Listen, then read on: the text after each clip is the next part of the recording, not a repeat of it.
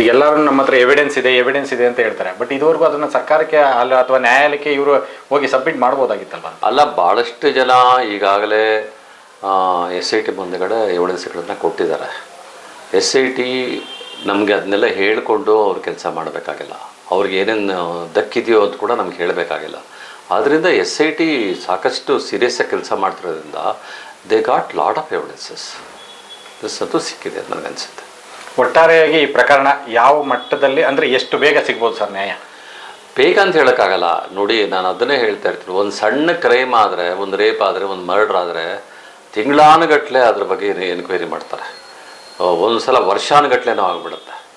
ಅಂಥದ್ದು ಇಲ್ಲಿ 40 ವರ್ಷಗಳಿಂದ ನಡೆದಿರುವಂಥದ್ದು. ನೀವು 20 ದಿವಸದಲ್ಲೋ 25 ದಿವಸದಲ್ಲೋ ನಮಗೆ ಇದು ಸಿಕ್ಬಿಡುತ್ತೆ, ಎವಿಡೆನ್ಸ್ ಸಿಕ್ಬಿಡುತ್ತೆ ಅಂತಂದರೆ ಕಷ್ಟ ಆಗುತ್ತೆ. ಆಮೇಲೆ ಎವಿಡೆನ್ಸ್ಗಳೆಲ್ಲ ಮುಚ್ಕೊಂಬಂದಿದ್ದಾರೆ, ಕಂಪ್ಲೇಂಟ್ಗಳನ್ನ ರಿಸೀವ್ ಮಾಡ್ಕೊಂಡಿಲ್ಲ, ಇದೆಲ್ಲ ನಡೆದಿದ್ದಾವೆ. ಹಿಂಗಿದ್ದಾಗ ಎಲ್ಲವನ್ನೂ ಡಿಗ್ ಮಾಡಬೇಕು, ಎಲ್ಲವನ್ನೂ ಹೊರತೆಗೆದು ಹೊರಗೆ ಹಚ್ಚಿ ನೋಡಬೇಕಾಗತ್ತೆ.